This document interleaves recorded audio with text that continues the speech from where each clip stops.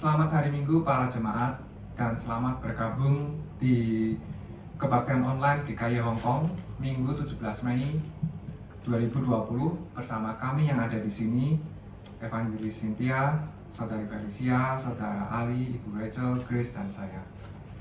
Marilah kita menyiapkan hati dan pikiran dengan mengambil waktu sejenak untuk bersaat teduh.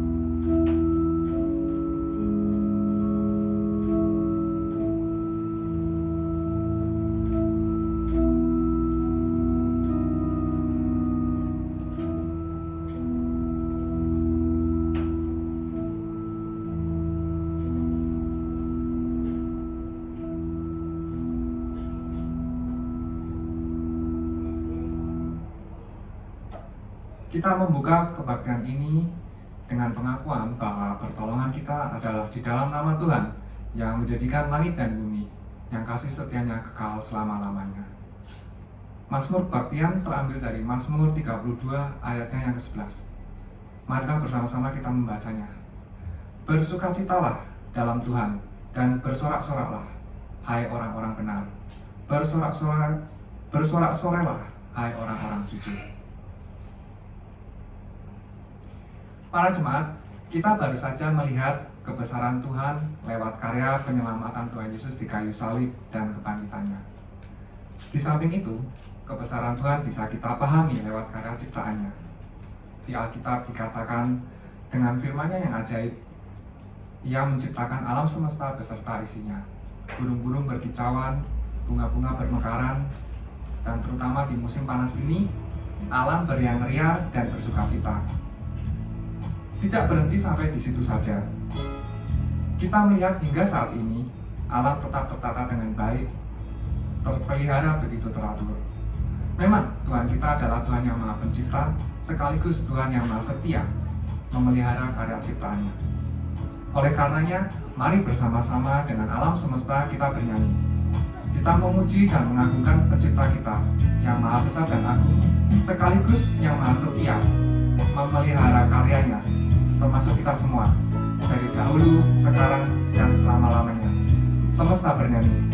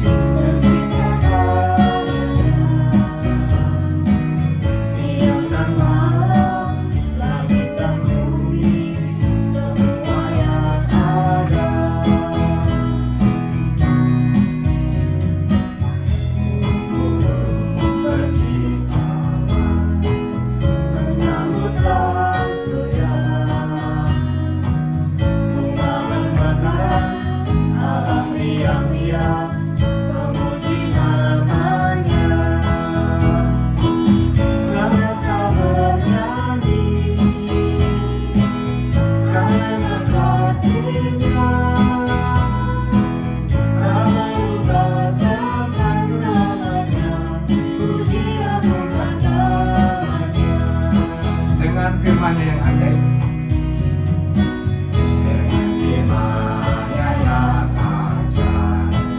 tercipta karyanya. Siang dan malam, langit dan bumi, semua yang ada. Burung-burung berkicauan. Burung-burung berkicauan, menyambut sang surya. Bunga bermekaran, alam riang-riang, memuji namanya. Semesta bernyanyi, semesta bernyanyi.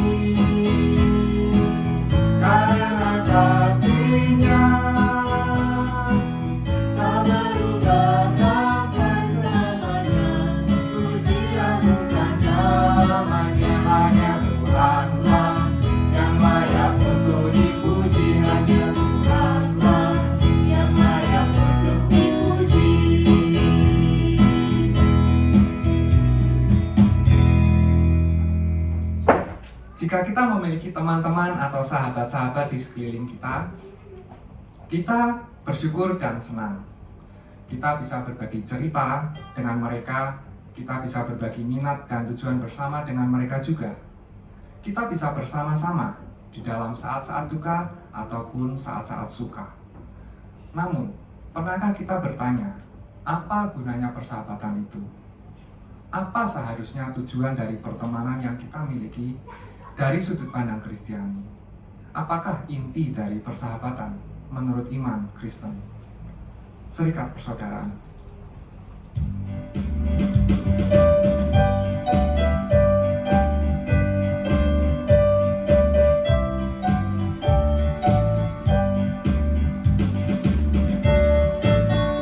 Serikat persaudaraan, berdirilah teguh, sempurnakan persatuan di dalam Tuhan. Bersama-sama majulah, dikuatkan iman.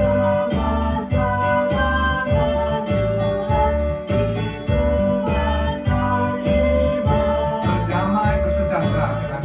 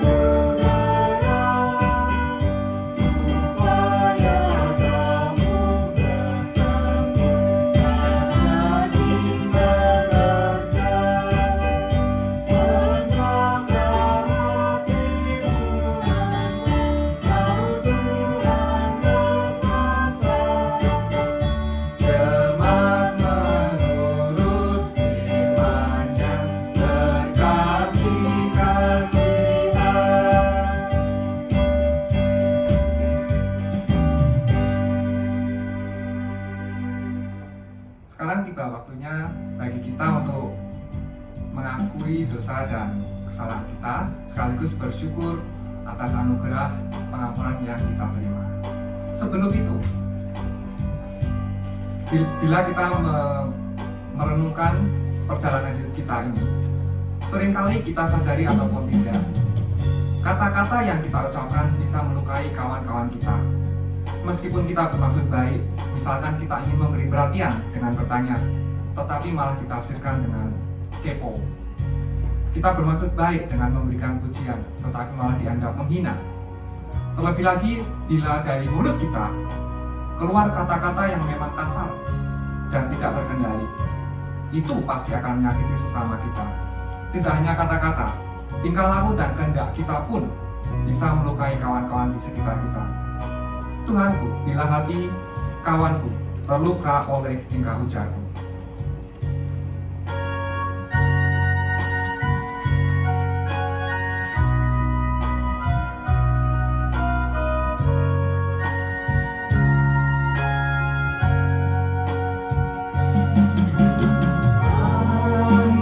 Bila hati kau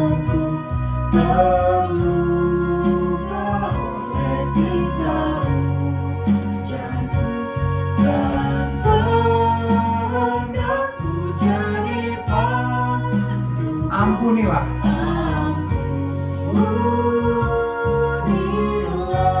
Jikalau tuturku tak semena,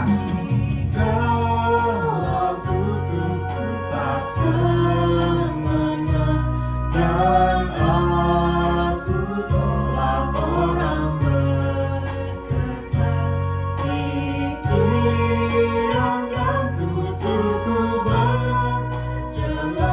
ampunilah.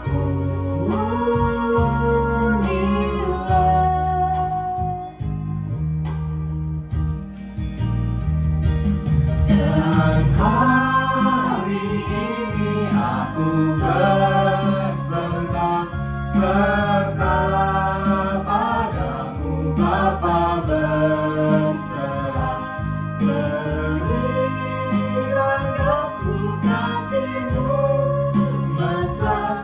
Amin, amin.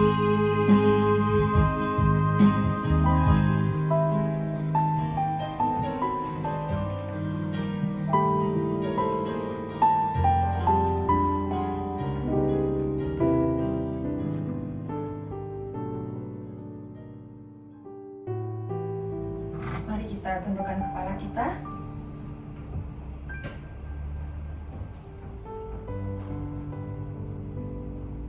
Satu Yohanes 3 ayat yang ke-6 berkata, karena itu setiap orang yang tetap berada di dalam Dia tidak berbuat dosa lagi. Setiap orang yang tetap berbuat dosa tidak melihat dan tidak mengenal Dia. Anak-anakku, janganlah membiarkan seorang pun menyesatkan kamu.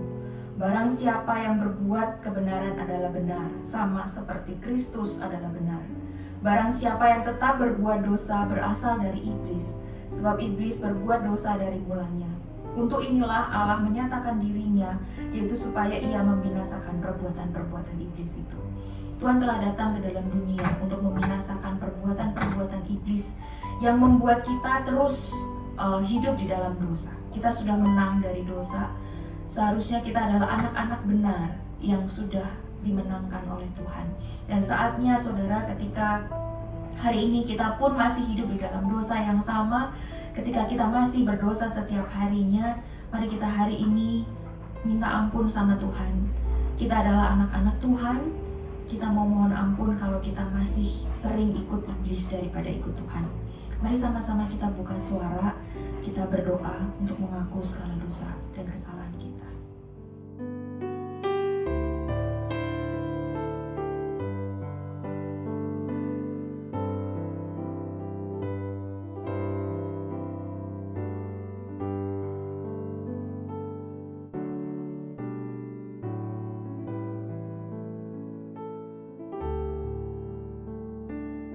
Ya Bapa kami yang ada di surga, kami bersyukur dan berterima kasih untuk kasih-Mu yang begitu besar bagi setiap kami. Terima kasih Tuhan, Kau begitu mengasihi setiap kami pribadi lepas pribadi. Tuhan, caramu mengasihi setiap kami juga berbeda dengan cara yang unik. Engkau tahu apa yang kami butuhkan, Engkau tahu apa yang kami rindukan, dan Engkau hadir di dalam hidup kami untuk menyatakan siapa Tuhan dalam hidup kami. Bahkan Tuhan, Kau mau mati di atas kayu salib demi setiap kami, supaya Tuhan kami tidak lagi menjadi orang-orang yang dipenjarakan oleh dosa. Kami tidak lagi menjadi orang-orang yang diborgol oleh dosa ya Tuhan, sehingga kami nggak berbuat dosa. Tapi mulai ketika Tuhan mati di atas kayu salib, karena setiap tetes darahnya Tuhan, kami bisa berbuat apa yang benar di hadapan Tuhan, karena kami adalah orang-orang benar. Tuhan, kami bersyukur dan berterima kasih karena Tuhan sudah membenarkan kami.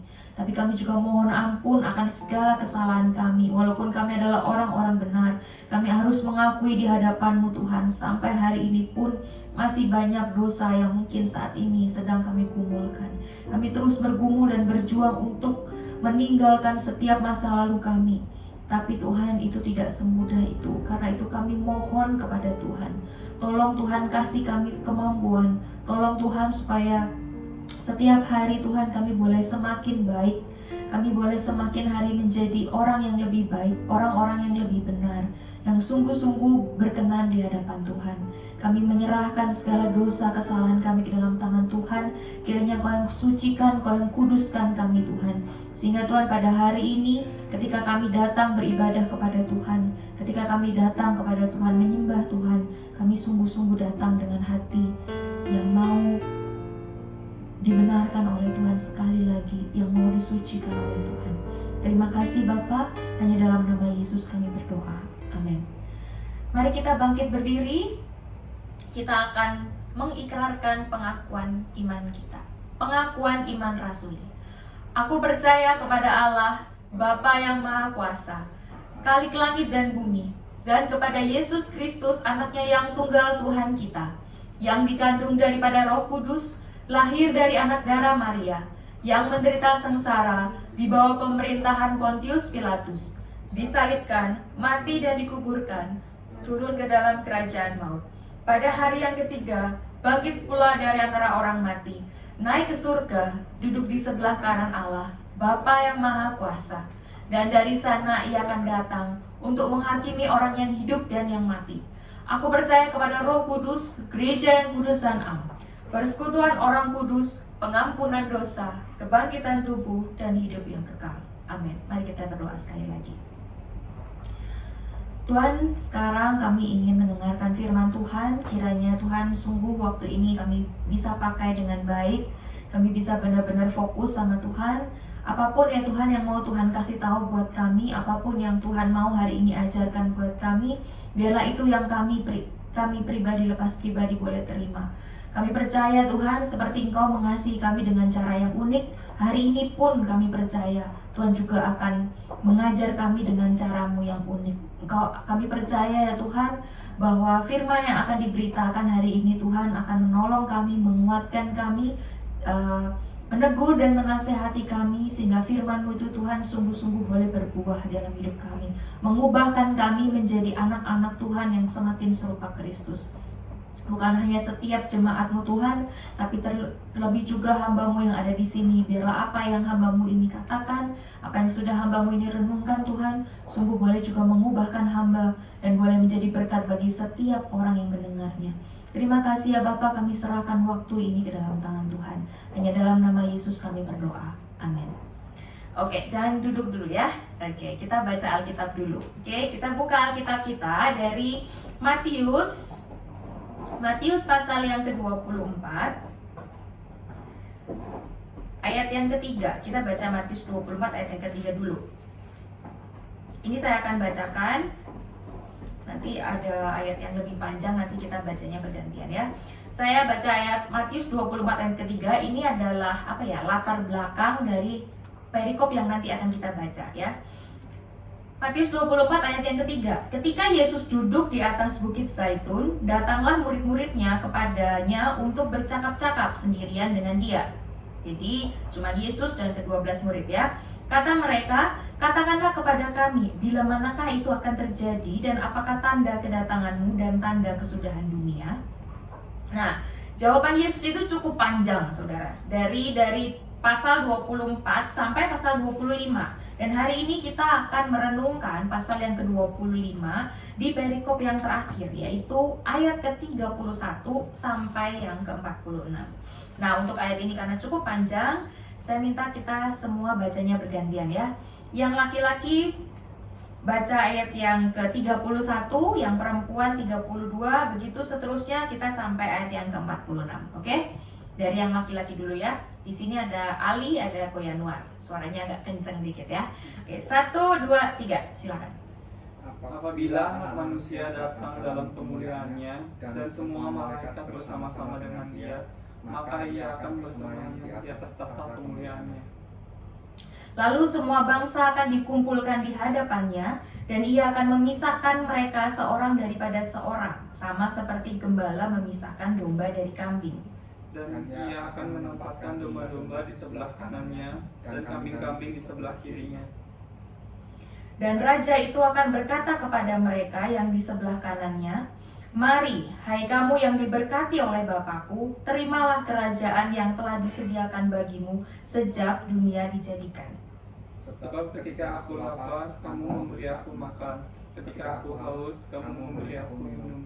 Ketika aku orang asing, kamu memberi aku tumpangan. Ketika aku telanjang, kamu memberi aku pakaian. Ketika aku sakit, kamu melawat aku. Ketika aku di dalam penjara, kamu mengunjungi aku. Maka orang-orang benar itu akan menjawab dia, katanya, Tuhan, bila manakah kami melihat engkau lapar, dan kami memberi engkau makan, atau haus, dan kami memberi engkau minum? Bila manakah kami melihat engkau sebagai orang asing, dan kami memberi engkau tumpangan, atau telanjang, dan kami memberi engkau pakaian? Bila manakah kami melihat engkau sakit, dan dalam penjara, dan kami mengunjungi engkau? Dan raja itu akan menjawab mereka, Aku berkata kepadamu, sesungguhnya segala sesuatu yang kamu lakukan untuk salah seorang dari saudaraku yang paling hina ini, kamu telah melakukannya untuk aku. Dan ia akan berkata juga kepada mereka yang di sebelah kirinya, Enyahlah dari hadapanku, hai kamu orang-orang terkutuk, enyahlah ke dalam api yang kekal yang telah sedia untuk iblis dan malaikat-malaikatnya. Sebab ketika aku lapar, kamu tidak memberi aku makan. Ketika aku haus, kamu tidak memberi aku minum. Ketika aku seorang asing, kamu tidak memberi aku tumpangan. Ketika aku telanjang, kamu tidak memberi aku pakaian. Ketika aku sakit dan dalam penjara, kamu tidak melawat aku. Lalu mereka pun akan menjawab dia, katanya, Tuhan, bila manakah kami melihat engkau lapar, atau haus, atau sebagai orang asing, atau telanjang, atau sakit, atau dalam penjara, dan kami tidak melayani engkau? Maka ia akan menjawab mereka, Aku berkata kepadamu, sesungguhnya segala sesuatu yang tidak kamu lakukan untuk salah seorang dari yang paling hina ini, kamu tidak melakukannya juga untuk aku. Dan mereka ini akan masuk ke tempat siksaan yang kekal, tetapi orang benar ke dalam hidup yang kekal. Amin. Silakan duduk. Ya, berbahagialah setiap kita yang tidak hanya merenungkannya, tidak hanya membacanya, tapi kita juga melakukannya. Saudara-saudara pernah nggak nonton video soal pengangkatan? Video soal kiamat? Pernah nggak? Film Iya film, sorry, bukan video. Film, pernah nggak? 2012. Ya, iya ada 2012. Yang versi Indonesia pernah nggak? Nggak pernah ya. Jadi dulu itu aku pernah nonton satu film soal pengangkatan gitu ya. Itu kayak serem banget kayak orang tuh tiba-tiba di sebelahnya itu hilang, lagi nyetir mobil tiba-tiba hilang gitu. Terus habis gitu kena siksaan kayak gitu. Waktu itu aku masih ingat, kayaknya filmnya itu berdurasi 2 jam kalau nggak salah. Setelah nonton itu aku takutnya setengah mati, kayak aduh gila serem banget ya. Serem banget kalau aku jadi orang yang tertinggal gitu. Tapi saudara, kalau kita lihat memang kalau kita lihat di pasal-pasal awal, pasal 24 ya, ketika dikatakan permulaan penderitaan, siksaan yang berat dan Mesias palsu, itu kayak serem banget gitu kondisinya. Tapi berbeda dengan kondisi di Matius 25 ayat pasal yang terakhir ini. Mungkin kalau bagi orang lain ya saya nggak tahu, tapi ketika saya baca ini tuh adalah sebuah penghiburan, walaupun judulnya serem ya, penghakiman terakhir. Nah kalau penghakiman terakhir itu kan kayak aduh serem banget lah ya. Tapi kalau kita baca, kalau kita merenungkan dan kita membayangkan, itu sesuatu yang indah. Saudara bisa bayangkan nggak?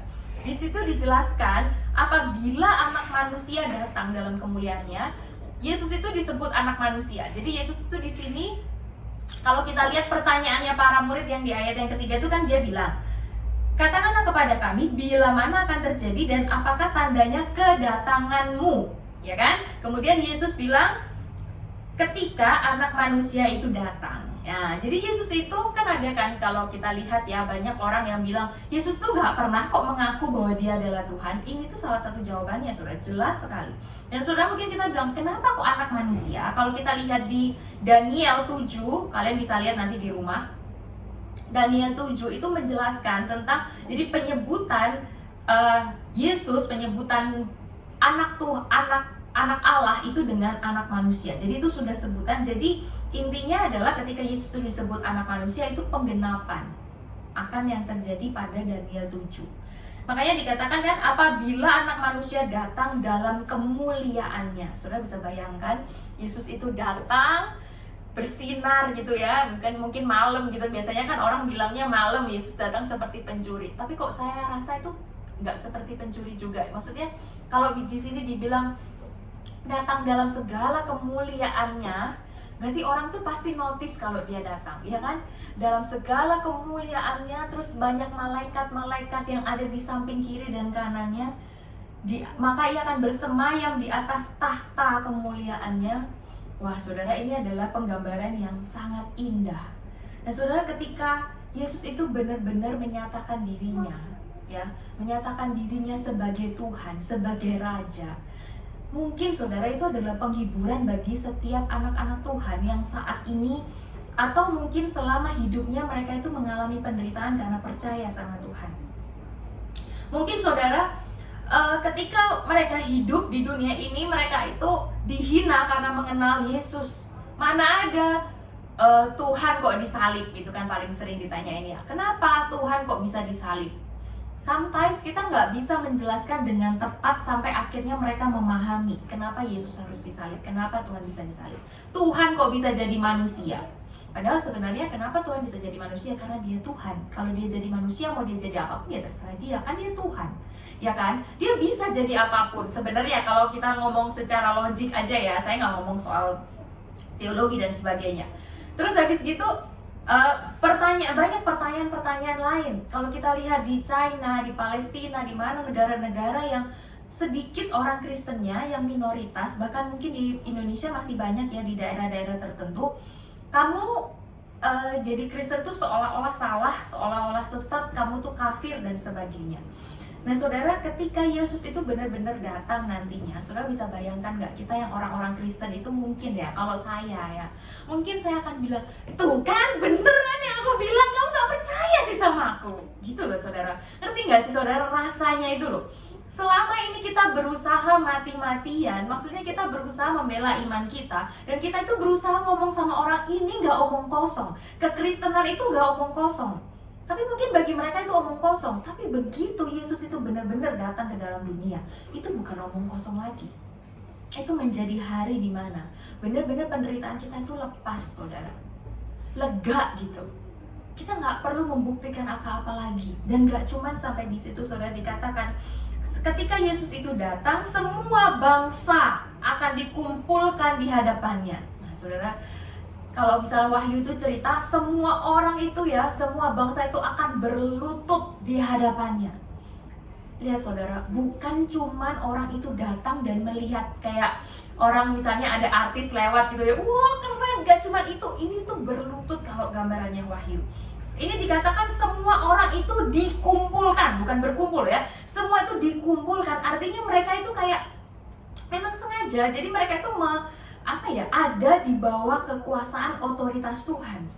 Lalu bisa bayangkan itu sesuatu yang amazing, bukan? Sesuatu yang sebenarnya kita orang Kristen itu nanti-nantikan.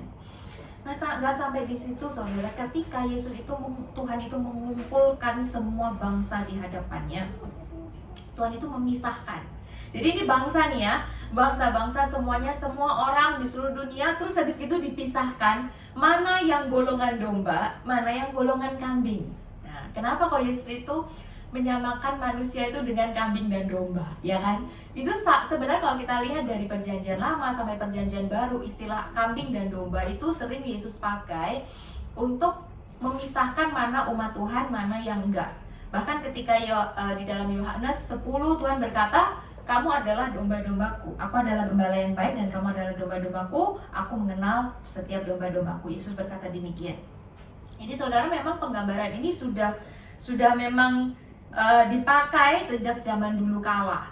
Kalau kita lihat juga orang-orang tuh domba itu lebih dianggap sebagai sesuatu yang penting daripada daripada kambing gitu ya. Dan kalau kita lihat juga Yesus itu kan dibilang anak domba Allah, ya kan? Itu memang istilah-istilah yang digunakan untuk menunjukkan bahwa domba itu adalah penggambaran umat Allah. Apa sih spesialisnya domba? Nah gitu ya, kita akan bahas hari ini. Nah saudara, domba itu kalau kita lihat, kalau kita bayangkan sekarang, konteks sekarang ya, domba itu seperti apa sih? Shaun the Sheep gitu ya, kita akan mikir ya kan? Domba itu kayak Shaun the Sheep. kecil, mungil, lucu gitu kan. Kalau kita lihat di gambar-gambar itu domba itu yang putih ya kan. Kalau kambing itu kayak jelek gitu loh. Ya kan? Ya nggak? Apalagi kalau kita lihat kambingnya Indonesia gitu ya. Tapi coba kita perhatikan saudara, domba itu kelihatannya itu lemah ya kan, nggak berdaya. Sedangkan kambing itu kelihatannya punya kekuatan. Kalau misalnya domba sama kambing, ya kalau kita bayangin aja ya, domba sama kambing kayaknya didu itu apa ya? Diadu gitu kayaknya menang kambing gitu kalau dari perawakan. Tapi saudara, seperti kalimat yang sering kita dengar, don't judge book by its cover, ya kan? Kadang-kadang kita itu cuman judge itu sesuatu itu dari luarnya saja. Domba itu walaupun kelihatannya itu lemah, saudara, tahukah saudara pada waktu itu? Jadi dulu, kenapa Yesus itu menceritakan penggambaran domba dan kambing dipisahkan? Jadi pada waktu itu, saudara, menurut penafsir, orang-orang itu memang kalau menggembalakan, ya menggembalakan kambing plus domba, ya kan? Nah, kalau siang, kambing dan domba itu jadi satu. Tapi kalau malam, mereka itu di-separate, mereka itu harus dipisah. Kenapa? Karena saudara, kalau domba itu karena dia itu punya bulunya itu tebel. Kalau malam itu kan dingin banget ya. Jadi mereka itu nggak perlu harus di-treat something yang harus spesial. Sedangkan kambing, mereka itu harus dipisahkan dari domba dan mereka itu harus berkumpul sesama kambing. Dikumpulin sesama kambing untuk mereka itu mendapatkan kehangatan. Karena kalau nggak bisa. Jadi ceritanya itu seperti itu. Makanya penggambaran seperti itu dipakai menurut penafsir seperti itu, saudara. Nah, saudara, kalau kita lihat di sini pun, walaupun domba itu kecil, walaupun domba itu mungkin nggak kelihatan punya kekuatan, tapi dia itu punya wool, dia itu punya bulu yang tebal yang bisa melindungi dia. Nah, orang manusia aja suka ya pakai bulu domba ya kan, hangat gitu kan. Nah, saudara, dari yang kecil itu yang kelihatan lemah, ternyata dia itu punya kekuatan yang besar. Dan kita sering kali kita itu, kalau misalnya yang saya bilang tadi ya, kambing dan domba diadu, kelihatannya menang kambing. Tapi pada kenyataannya kalau pada malam kambingnya ketakutan, dia harus ngumpul sendiri karena dia takut dingin kayak gitu. Saudara, kita nggak bisa melihat seseorang dari hal ini. Saya melihat bahwa kita itu nggak bisa melihat seseorang itu dari luarnya. Kita nggak bisa menentukan apakah orang itu baik atau enggak dari apa yang sudah dia lakukan. Kita nggak bisa menentukan kondisi spiritualitas seseorang, ya nggak? Walaupun orang itu mungkin kelihatannya sangat Kristen, sangat rohani, tapi belum tentu orang itu benar-benar punya spiritualitas yang baik. Belum tentu orang itu benar-benar dekat sama Tuhan. Nggak ada ya seorang pun yang tahu dalamnya hati manusia selain Tuhan. Bahkan mungkin diri kita sendiri tuh nggak kenal siapa kita, ya nggak? Banyak orang sekarang yang banyak orang ya saudara nggak kenal siapa dirinya. Kayak misalnya kita mau ngomong suami istri lah ya, kayak Ko Yanuar sama Cirahel. Ko Yanuar bisa yakin 100% tahu apa yang ada di dalam pikiran Cirahel nggak? Nggak. Cirahel bisa yakin 100% apa yang ada di dalam pikiran Ko Yanuar nggak? Nggak. Padahal kan Tuhan berkata, suami istri itu 2 jadi 1, ya kan? Itu aja nggak bisa, saudara. Karena memang tidak ada yang bisa mengetahui kedalaman hati manusia selain Tuhan.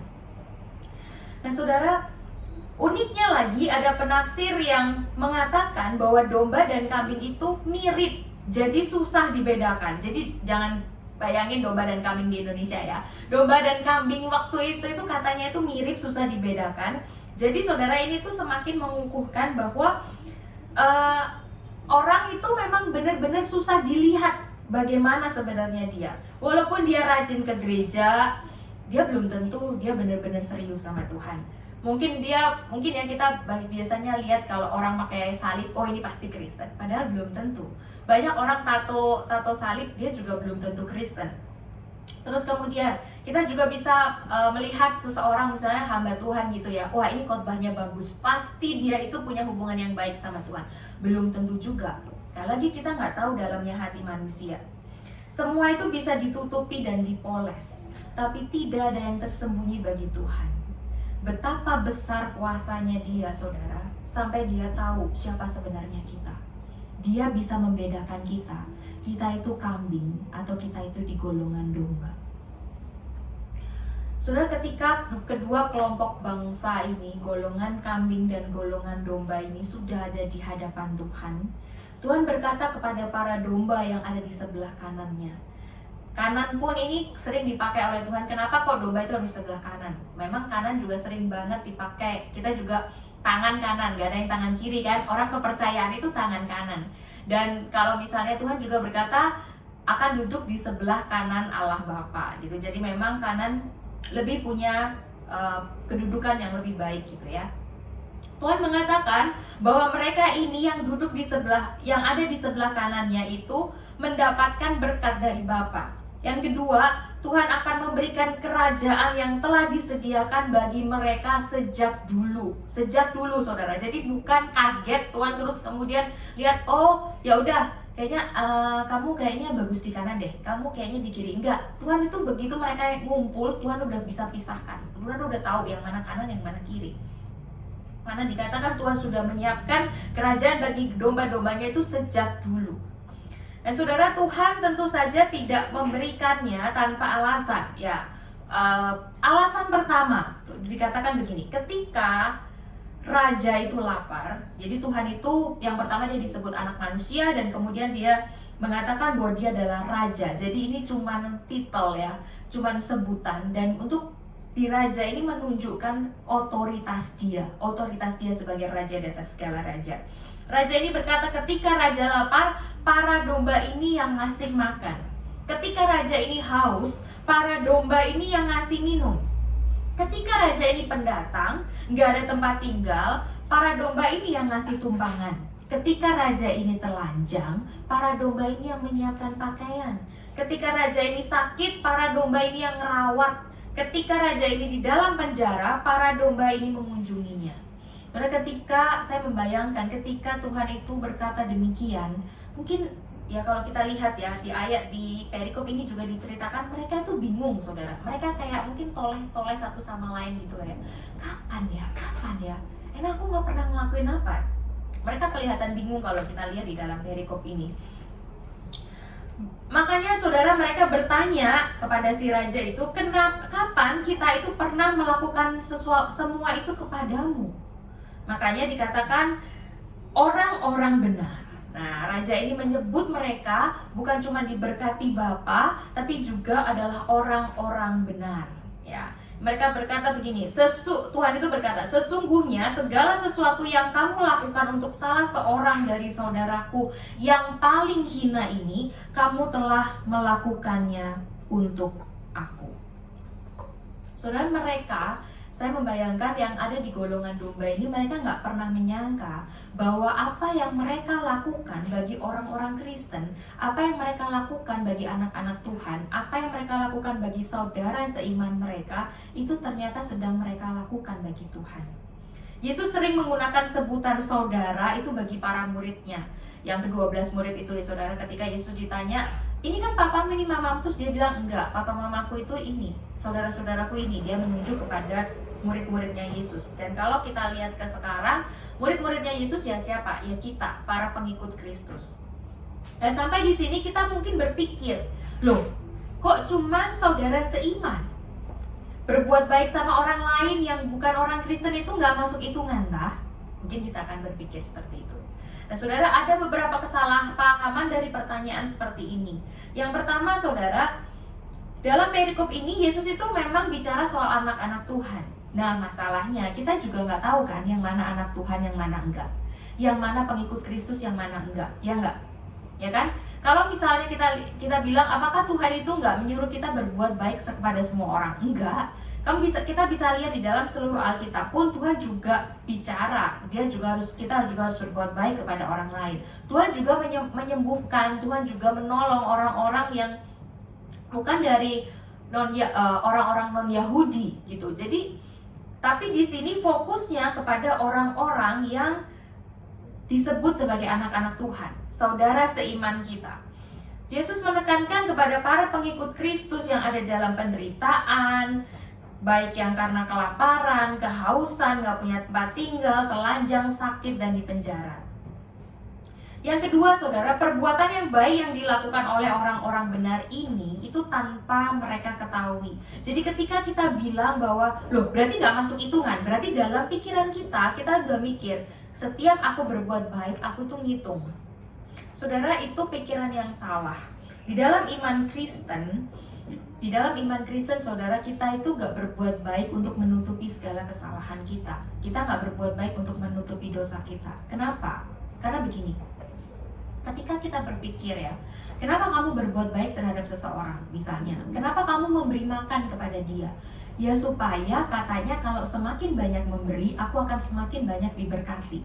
Jadi intinya siapa? Aku. Kenapa sih kamu tuh mau kasih duit ke dia? Ya, karena supaya nanti kalau aku tuh nggak punya duit, dia bisa kembaliin duit itu sama aku. Atau ada orang yang berkata, aku nabung ke dia, aku pinjemin duit itu sama dia. Jadi intinya apa? Balik lagi ke aku. Dan ada juga orang yang berkata demikian, saudara. Katanya kalau kamu itu ya memberkati anak-anak Tuhan, apalagi kamu tuh memberkati hamba Tuhan, maka berkatmu itu akan berkali lipat banyaknya. Terus saya nggak setuju sama kalimat ini gitu ya. Kenapa? Karena artinya saudara, ketika kita memberi yang sebenarnya itu kita nggak pengen memberi, tapi kita itu cuma pengen berkat yang berkali-kali lipat itu. Jadi akhirnya kita jadi salah fokus, saudara. Nggak salah. Bukan berarti saya bilang bahwa oke, berarti jadi sebenarnya kita itu harus nolong orang nggak sih? Katanya kalau nolong nggak boleh, nggak baik, karena kita mikirin berkat yang berkali-kali lipat. Yang saya maksud di sini adalah ketika kita menolong itu jangan mikir soal kita. Ketika kita menolong itu kita melakukannya untuk orang yang kita tolong, pure untuk dia, bukan untuk kebaikan kita. Itulah baru dimasukkan ke dalam golongan yang domba ini.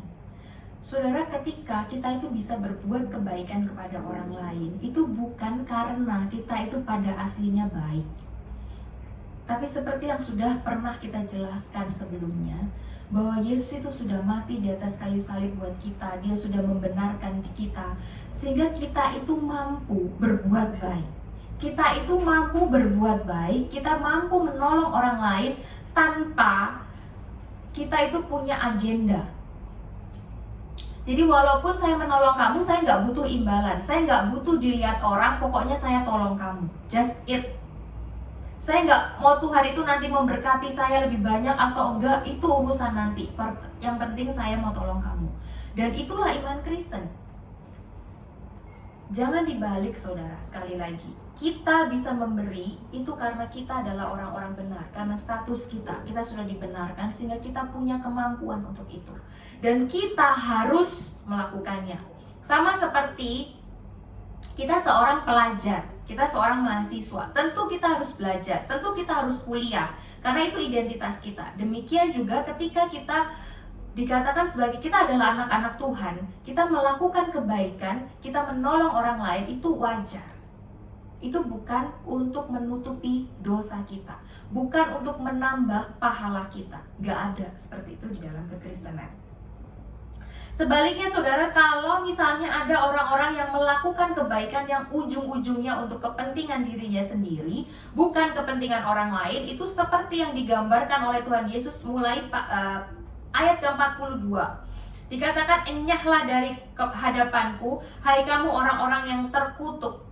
Enyahlah ke dalam api yang telah sedia untuk iblis dan malaikat-malaikatnya. Ini perkataan ini sangat keras, saudara. Ketika di sini tuh digambarkan bahwa Tuhan itu sudah menyiapkan nih tempat yang kita kenal dengan neraka untuk iblis dan malaikat-malaikatnya. Dan ketika kita itu memberi, kita menolong seseorang, itu hanya mikirin diri kita sendiri, apa untungnya, apa ruginya buat kita ketika kita memberikan pertolongan, itu artinya saudara, kita itu sekutunya iblis. Kita itu nggak sedang membantu orang itu, tapi kita itu sedang membantu diri kita sendiri. Kita nggak memikirkan orang itu, tapi kita memikirkan diri kita sendiri. Supaya ketika mereka minum, nanti kalau mereka haus ada yang bisa kasih minum. Kalau misalnya mereka nanti di penjara ya, mereka menjenguk orang yang dalam penjara, supaya nanti kalau misalnya mereka keluar dari penjara, ini orang-orang yang sudah dijenguk ini bisa kasih timbal balik buat mereka. Sehingga saudara, makanya kalau kita lihat ya, lucu sekali perbedaan antara yang domba dengan yang kambing. Kalau yang domba, saudara, ketika Tuhan bilang, kamu tuh waktu aku lapar, kamu memberi aku makan dan bla bla bla bla, mereka bertanya, Tuhan kapan aku melakukannya? Tapi kalau kita lihat di ayat yang ke-44, ketika Tuhan berkata hal yang sama, ketika aku makan, ketika aku lapar, kamu nggak kasih aku minum dan sebagainya, di golongan kambing itu berkata demikian. Bila manakah kami itu melihat engkau lapar, engkau haus dan sebagainya, kami tidak melayani engkau. Jadi saudara, ini adalah gambaran orang-orang yang seolah-olah dia itu memberikan semuanya, berbuat baik, mereka melayani Tuhan, mereka benar-benar serius gitu kelihatannya. Tapi semua itu bullshit, semua itu omong kosong, saudara. Karena mereka tidak melayani Tuhan, karena mereka melakukan semuanya itu untuk dirinya sendiri.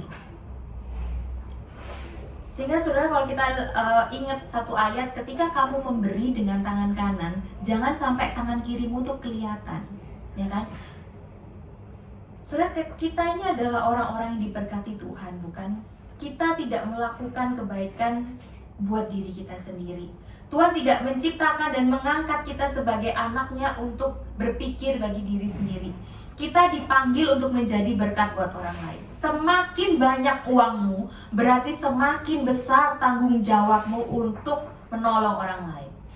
Semakin banyak talenta yang Tuhan kasih buat kamu, bukan berarti semakin banyak chance bagi kamu untuk pamer, enggak. Tapi semakin banyak tanggung jawabmu untuk menjadi berkat melalui talenta-talentamu.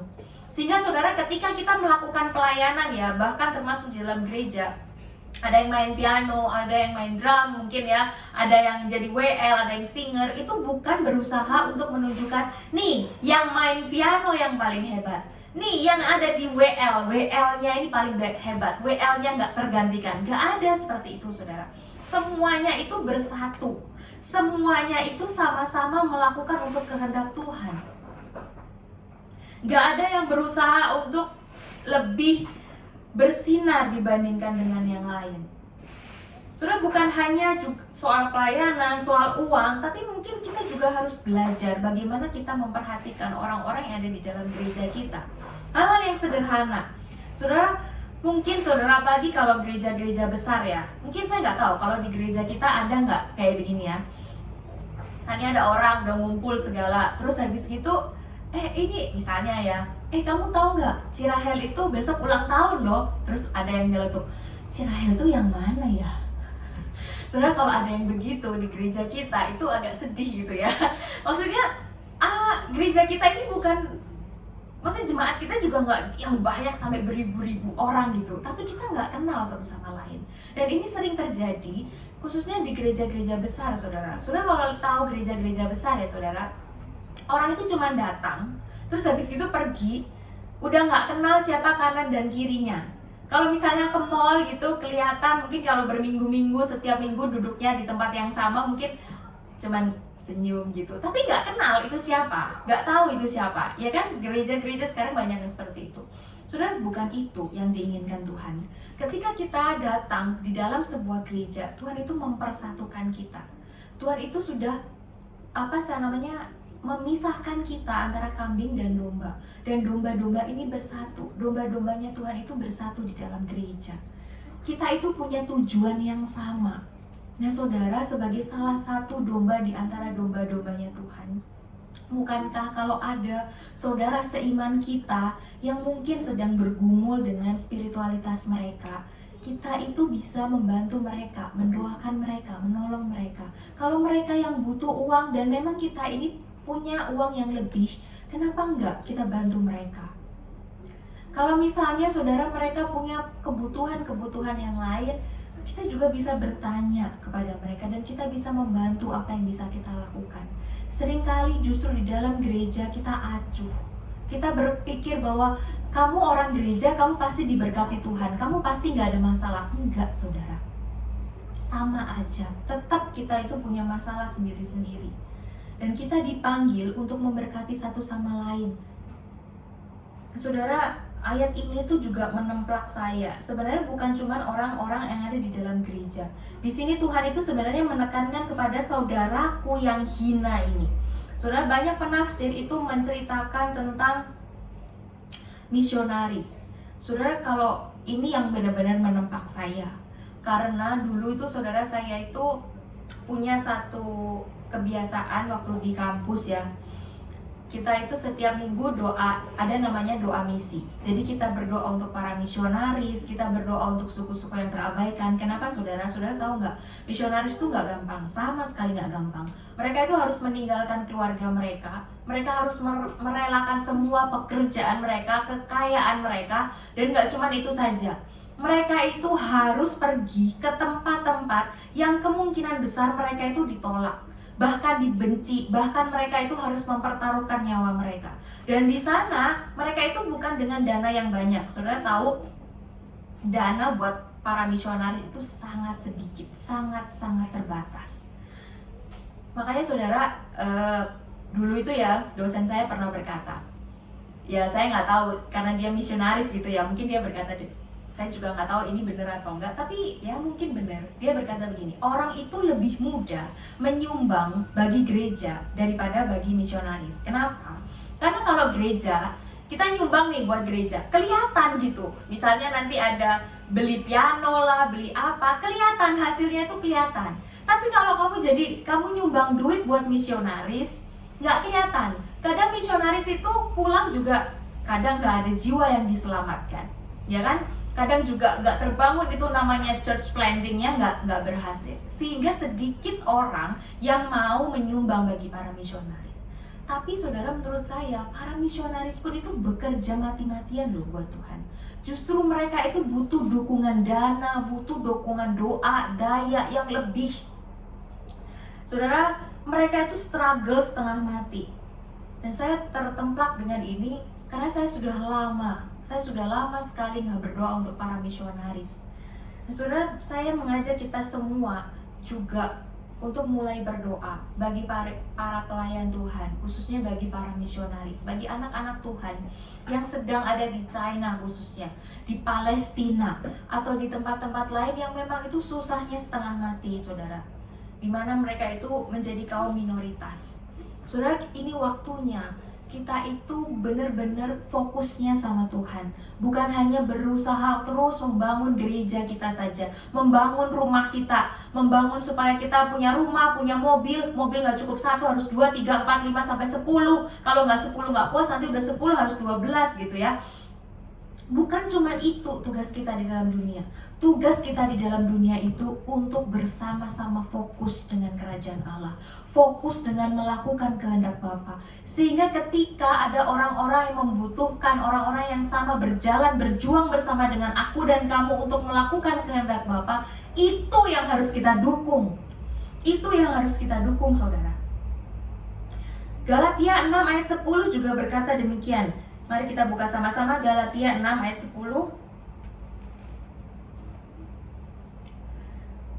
Saya akan baca buat kita semua ya. Galatia 6 ayat 10. Karena itu selama masih ada kesempatan bagi kita, marilah kita berbuat baik kepada semua orang, tetapi terutama kepada kawan-kawan seiman. Bukan karena kita ini eksklusif, tapi karena mereka adalah orang-orang yang berjuang bersama-sama dengan kita melakukan kehendak Bapa. Saudara, mana mungkin kita tahu apa yang mereka butuhkan, kapan mereka lapar, kapan mereka butuh pakaian, kapan mereka butuh yang lain, kapan mereka sakit, atau mungkin mereka sedang ada di dalam penjara, gak cuma dijeruji besi ya, mungkin penjara dosa atau penjara sesuatu yang membuat kecanduan, sesuatu yang membuat mereka gak bisa lepas. Bagaimana kita tahu kalau kita gak pernah tanya? Dan bagaimana mereka bisa cerita kalau kita tuh gak punya hubungan yang dekat? Gak mungkin kan, misalnya pertama kali saya kenal sama Felicia, terus lalu kamu lagi bergumul dosa apa? Cerita sama saya, nanti saya doakan. Ya gak mungkin dong Felicia mau cerita. Kecuali kalau orang itu memang sudah dekat sama Felicia, baru Felicia itu bisa berbagi, ini loh, aku sedang bergumul dengan ini. Marilah saudara, kita sebagai saudara seiman, anak-anak Tuhan, kita sama-sama saudara, saling membantu satu sama lain. Sekali lagi, bukan karena kita ini memberi banyak barulah kita masuk ke dalam golongan para domba, tapi karena kita ini domba sehingga kita harus memberi banyak. Bukan hanya soal uang, tapi juga dukungan moral, saling mendoakan, saling memperhatikan, mengasihi. Karena segala sesuatu yang kita lakukan bagi anak-anak Tuhan, itu juga yang kita lakukan bagi Tuhan. Segala sesuatu yang tidak kita lakukan bagi anak-anak Tuhan, itu juga yang tidak kita lakukan bagi Tuhan. Amin. Mari kita berdoa.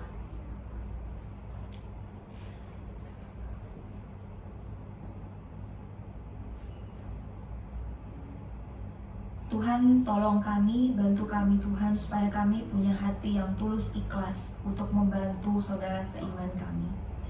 Tuhan, bantu kami supaya kami punya hati yang terdorong untuk menyapa, untuk memperhatikan orang-orang di sekitar kami, khususnya saudara seiman kami, teman-teman gereja kami, baik yang ada di Hong Kong maupun juga gereja-gereja kami yang ada di Indonesia. Tuhan, kami berdoa Tuhan untuk setiap jemaat-jemaat Tuhan, dimanapun itu gerejanya, apapun itu gerejanya, termasuk gereja kami GKI Hong Kong. Kami boleh menjadi satu gereja yang sungguh-sungguh jemaatnya saling mengenal satu sama lain, saling mendoakan, saling memperhatikan, saling menolong saudara seimannya. Bahkan ketika kami melayani, kami bukan menjadi orang-orang yang pingin tampil, kami bukan untuk unjuk gigi dan menunjukkan bahwa kami lebih baik. Tapi kami sedang bersama-sama, baik WL, singer, yang pendoa syafaat, ataupun yang main piano, main musik, kami sama-sama berjuang bersama untuk melayani Tuhan, untuk satu tujuan, yaitu kemuliaan Tuhan. Tuhan, kami juga berdoa ya Tuhan, kiranya Engkau memberikan hati kepada setiap kami, bukan hanya kepada orang-orang di sekitar kami, tapi juga bagi para misionaris, bagi lembaga-lembaga misi di seluruh dunia yang juga sama-sama sedang berjuang. Bapa, kiranya Tuhan Kau gerakkan hati kami untuk boleh berdoa bagi mereka. Kalau Tuhan kasih kami dana yang lebih Tuhan, kami boleh menyisihkannya buat mereka juga ya Tuhan. Tuhan, ini bukan soal berapa banyak uang atau berapa banyak berkat yang akan kami terima nantinya, tapi kami melakukannya semua itu karena kami sudah lebih dulu diberkati sama Tuhan. Karena kami ini adalah anak-anak Tuhan. Kami adalah orang-orang yang sudah dibenarkan oleh Tuhan. Karena itu seharusnya kami melakukan apa yang benar di hadapan Tuhan. Terima kasih ya Bapa, biarlah Tuhan Kau yang mengubahkan setiap hati kami. Perlahan-lahan tapi pasti Tuhan, kami boleh semakin serupa dengan Kristus. Sehingga ya Tuhan, ketika penghakiman terakhir nanti, ketika Tuhan itu benar-benar datang kembali ke dunia ini, kami boleh bersama-sama bersukacita di dalam golongan para domba ini. Bersama-sama bersukacita, akhirnya kerajaan Allah sungguh-sungguh sempurna. Terima kasih Bapa, hanya dalam nama Yesus kami berdoa dan ucap syukur. Amin.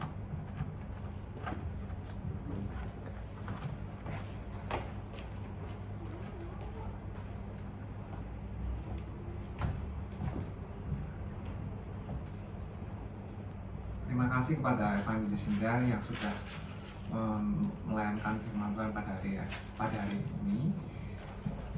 Dan sebagai lagu penutupan, marilah kita terus ingat bahwa kita diutus ke dalam dunia ini untuk mereka yang lemah, yang sakit, dan yang lapar, yang juga merupakan saudara seiman kita. Tuhan mengutus kita ke dalam dunia.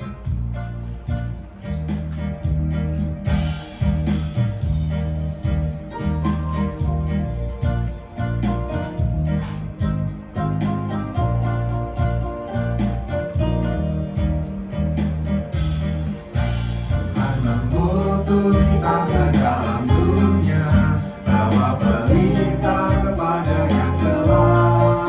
Kesini serta dengan berduka, harus melayani dengan sepenuh, dengan senang, dengan senang.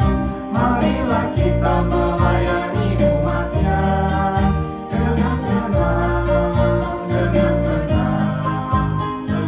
Kita memuliakan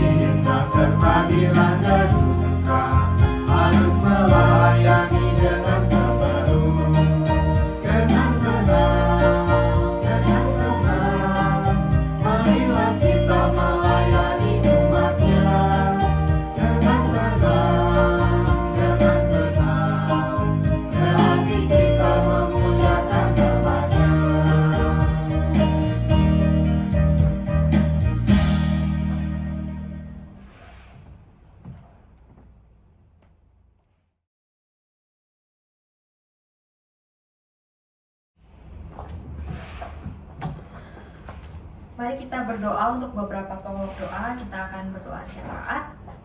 Mari kita mengambil waktu teduh sejenak. Kita berdiam di hadapan Tuhan, Bapak Ibu Saudara, baik yang ada di sini maupun juga yang ada di rumah. Kita sama-sama datang kepada Tuhan ya.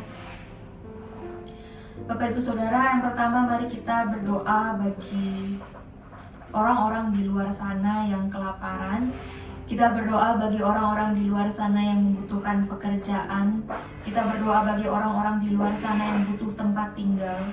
Saudara, ketika kita ngomel, ketika kita mulai mengeluh bahwa kita ini cuma bisa di rumah saja, ada orang-orang di luar sana, saudara, yang kalau bisa aku ada di sebuah rumah itu sungguh amat baik. Makanya saudara, mari kita berdoa bagi mereka. Kita berdoa supaya Tuhan yang menolong mereka, Tuhan yang menyertai mereka, Tuhan yang menguatkan mereka. Mari sama-sama saudara kita buka suara, kita berdoa. Bapa, kami berdoa ya Tuhan untuk orang-orang yang kelaparan, untuk orang-orang yang kehausan, untuk orang-orang yang butuh makan ya Tuhan, untuk orang-orang yang mungkin saat ini Tuhan sedang mengalami situasi yang tidak baik. Dan ya Bapa, kami menolong dan menyertai mereka ya Yesus. Tuhan, kiranya Tuhan membawa pekerjaan, kiranya Tuhan kau pakai anak-anak Tuhan dimanapun mereka berada untuk mulai menyalurkan tangan. Yang kedua, kita juga berdoa saudara bagi gereja kita. Kita berdoa bagi setiap jemaat kita di tempat ini, baik jemaat pagi maupun jemaat siang, baik Mandarin Indonesia.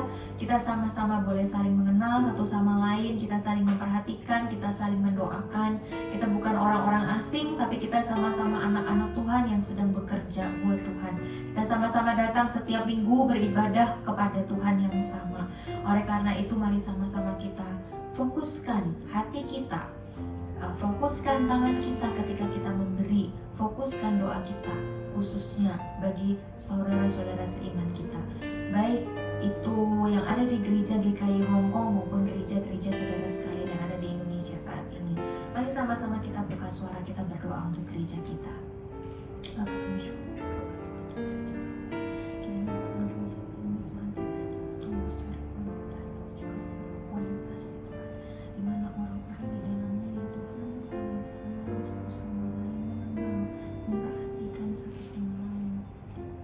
Biarlah ya Tuhan kami punya hati untuk tahu, Tuhan tahu ya Tuhan, Tuhan sungguh-sungguh tahu apa yang kami berikan untuk menolong saudara yang mungkin sedang lemah. Tuhan kiranya kami berkati dan kami menguatkan mereka. Yang ketiga, saudara-saudara, mari kita berdoa juga untuk setiap misionaris atau pelayan-pelayan Tuhan yang ada di tempat-tempat yang sulit. Mungkin khususnya bukan hanya sulit karena situasi kondisi tempat itu, tapi juga lebih sulit lagi mungkin sekarang karena mereka juga harus berhadapan dengan corona yang tidak selesai-selesai sampai hari ini. Kita berdoa buat mereka, bagi pelayan-pelayan Tuhan yang ada di sana. Banyak hal yang harus mereka gumulkan. Mungkin saudara, saya pikir dana bagi mereka juga mungkin bisa nyandet gitu ya saudara, karena perekonomian tidak baik, sehingga mungkin juga tidak bisa berharap terlalu lebih juga kepada para donatur. Ya, kita berdoa supaya Tuhan yang menolong mereka dimanapun mereka berada. Tuhan yang bantu mereka untuk tetap survive, bukan hanya survive untuk hidup, tapi juga survive untuk terus melayani Tuhan, untuk terus memuliakan nama Tuhan. Kiranya Tuhan yang akan menjaga mereka. Mari sama-sama kita buka suara untuk para pelayan Tuhan ini. Tuhan, doa untuk para misionaris ya Tuhan, kemanapun mereka pergi, biarlah Tuhan mereka supaya mereka tetap ada di bersama Tuhan. Mungkin ya Tuhan, kondisi mereka saat ini tidak mudah, tapi kami percaya bahwa Engkau akan menolong dan akan menyertai mereka. Kami akan kami berdoa Tuhan, belas kasihan-Mu, kasih-Mu, kami juga Engkau berikan kepada mereka supaya kami dikuatkan, supaya kami dihiburkan. Mereka sungguh-sungguh Tuhan bekerja untuk kemuliaan nama Tuhan.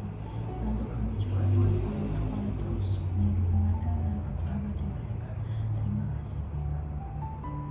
Mari saudara-saudara kita tutup doa ini, doa syafaat kita dengan berdoa. Bapa kami. Bapa kami yang di surga, dikuduskanlah namamu, datanglah kerajaanmu, jadilah kehendakmu di bumi seperti di surga. Berikanlah kami pada hari ini makanan kami yang secukupnya, dan ampunilah kami akan kesalahan kami, seperti kami juga mengampuni orang yang bersalah kepada kami. Dan janganlah membawa kami ke dalam pencobaan, tapi lepaskanlah kami daripada yang jahat, karena Engkau yang punya kerajaan, dan kuasa, dan kemuliaan, sampai selama-lamanya. Amin. Oke, Bapak Ibu Saudara, mari kita bangkit berdiri. Kita akan mengembalikan segala kemuliaan hanya bagi nama Tuhan. Doksologi. Puji Allah Bapa Putra, puji Allah Roh Kudus, ketiganya yang esa. Pohon selamat sumber berkat.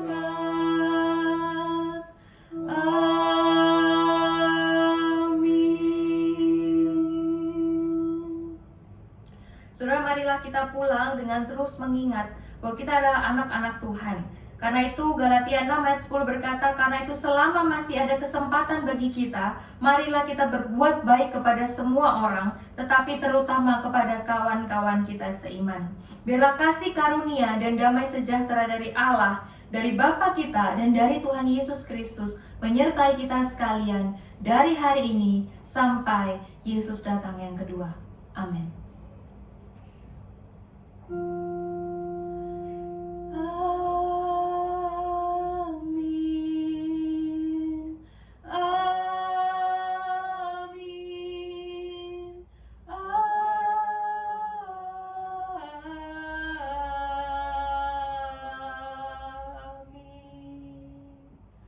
Amin.